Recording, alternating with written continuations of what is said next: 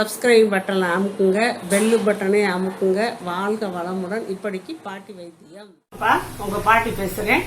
இப்ப நான் பெலாக்காய், பிஞ்சு பெலாக்காயில நறுக்கி பெலா பொடி பொரியல் செஞ்சு காட்ட போறேன். பாருங்க, இது பிஞ்சு பெலாக்காயை அந்த முள்ளு முள்ளா இருக்க தோலெல்லாம் சீவிட்டு பொடியா நறுக்கி வச்சு இதை அப்படியே மிக்சியில போட்டு தூள் பண்ண போறேன்ப்பா. இந்த பொரியலுக்கு நல்லா இருக்கும். இப்போ இதை கொஞ்சம் கொஞ்சமா போட்டு மிக்சியில போட்டு அப்படியே தூள் மாதிரி, பொடி மாஸ் மாதிரி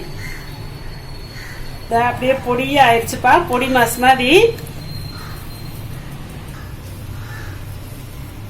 2 தடவை போட்டு அடிச்சுட்டேப்பேன். நல்லா பொடி மாஸ் மாதிரி வச்சு கொஞ்ச நேரம் இருந்தாலே செவந்துடும்.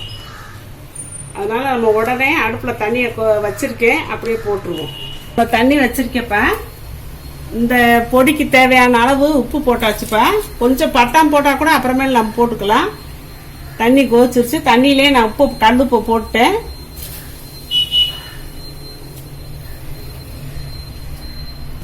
உப்பு எல்லாம் போட்டிருக்குப்பா. நம்ம பெரட்டி விட்டு மூடி வச்சிருவோம். ஒரு 5 நிமிஷத்துல வெந்துடும். ரொம்ப பொடியா இருக்குல்ல, 5 நிமிஷத்துல வெந்துடும். தண்ணியாதான் சரியா போகும். தண்ணியெல்லாம் நான் 1 கிளாஸ் அளவா தான் வச்சிருக்கிறேன். பார்த்து ஊத்திக்கங்க. அதுக்கு மீறி உங்களுக்கு மிச்சம் தண்ணி இருந்தா வடிச்சுக்கலாம்ப்பா. இப்படி அடிக்கடி பெரட்டி பெரட்டி விட்டுக்கோங்கப்பா. ஏன்னா நம்ம அளவா தண்ணி வச்சிருக்கோம் இல்லையா, மண் சட்டி அடி வேற பிடிச்சிரும். அதனால அடிக்கடி நம்ம இப்படி திறந்து கிண்டிட்டு மூடி வச்சிடணும். ஒரு 50 கிராம் கடலை பருப்பை மஞ்சள் பொடி போட்டு வேக வச்சிருக்கேப்பா. இது தேங்காய துருவி வச்சிருக்கேப்பா. ஒரு தேங்காய் நமக்கு தேவையான அளவு கூட குறைய போட்டுக்கலாம். இவ்வளவு 2 வெங்காயத்தை நறுக்கி வச்சிருக்கேன். ஒரே ஒரு பச்சை மிளகாயை 4ஆ கீறி வச்சிருக்கேன். ஒரு காஞ்ச மிளகாய் வச்சிருக்கேன். கருவேப்பிலை தாளிக்கிறதுக்கு வச்சிருக்கேன். கடுகு உளுந்த பருப்பு போட்டு இதெல்லாம் தாளிச்சு இந்த வேக வச்சு வச்சிருக்கேன்லப்பா, இதை போட்டு நம்ம தாளிச்சிடலாம். இப்ப கடலை எண்ணெய் ஊத்துறப்ப கடலை 1 ஸ்பூன் அளவுக்கு ஊத்திருக்கேன். எண்ணெய் காஞ்ச உடனே 1/2 ஸ்பூன் கடுகு போடலாம்ப்பா. கடுகு வெடிக்கட்டும்ப்பா. இப்போ உளுந்த பருப்பை போட்டுக்கலாம். ஒரு பச்சை மிளகாய், ஒரு காஞ்ச மிளகாய், இவ்வளவு 2 வெங்காயம் நறுக்கி வச்சிருக்கேன். இதை போட்டு நான் தாளிக்க போறேன். கடுகு வெடிச்சிருச்சு, உளுந்த பருப்பும் செவந்துருச்சு. இப்ப நம்ம போட்டுக்கலாம்.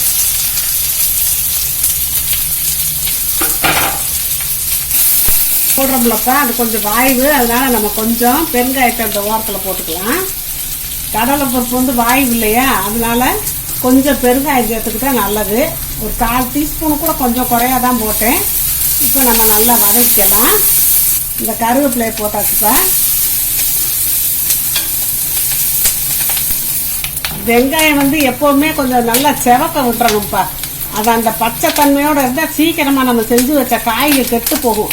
இது கூட 1 மணி நேரமே இருக்கும். அந்த வெங்காயம் தான் அந்த காய்கறிகள் எல்லாம் கெட்டு போக வைக்கிறது, சீக்கிரமா ஊசல் வாட அடிக்க வைக்கிறது. அதனால வெங்காயத்தை கொஞ்சம் நம்ம எப்பவுமே தாளிக்கும் போது செவக்க வதக்கிடணும். வதக்குனாதான் கெடாம இருக்கும். இப்ப நம்ம பெலாக்காய்க்கு தேவையான உப்பு இதுல போட்டோம்ப்பா. இப்ப இந்த வெங்காயம் இதுக்கு தேவையான உப்பை கொஞ்சம் போட்டுக்கலாம். போதும். இப்ப நல்லா செவந்துருச்சுப்பா வெங்காயம். இப்ப நம்ம அடுப்பை கூட ஆஃப் பண்ணிக்கலாம். ஏன்னா சட்டியிலே சூடு இருக்குது. நம்ம என்ன வச்சிருந்தா கறி போயிடும்.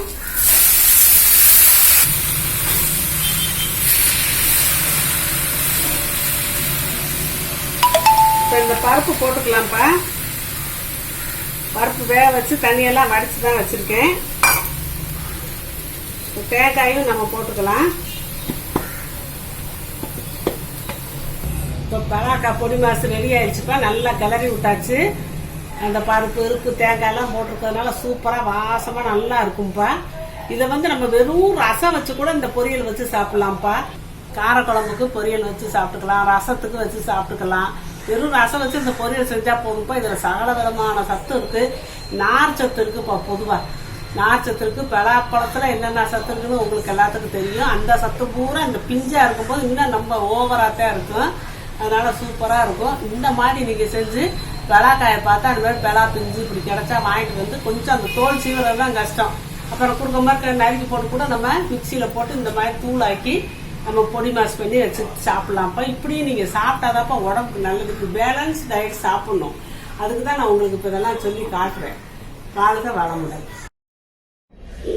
இப்போ நிறைய பேர்ப்பா நான் அவங்க கொஸ்டினுக்கு ஆன்சர் சொல்கிறதுலன்னு கேட்குறாங்க. சொல்லிக்கிட்டு தான்ப்பா இருக்கேன். நான் அதுக்குன்னு சொல்லி பார்வையாளர்கள் கேள்வி பதில் நான் போட்டிருக்கேன். அதை பார்த்துக்கோங்கப்பா. அதை பார்த்தீங்கன்னா உங்களுக்கு தெரியும். நான் வரிசையாக கேள்வி பதில் போட்டுக்கிட்டே இருக்கேன். அதில் போட்டு பார்த்தீங்கன்னா நீங்கள் கேட்ட கேள்விக்கெல்லாம் நான் பதில் சொல்லிடுறேன்ப்பா. அதை கட்டாயம் நீங்கள் பார்த்து தெரிஞ்சுக்கோங்க.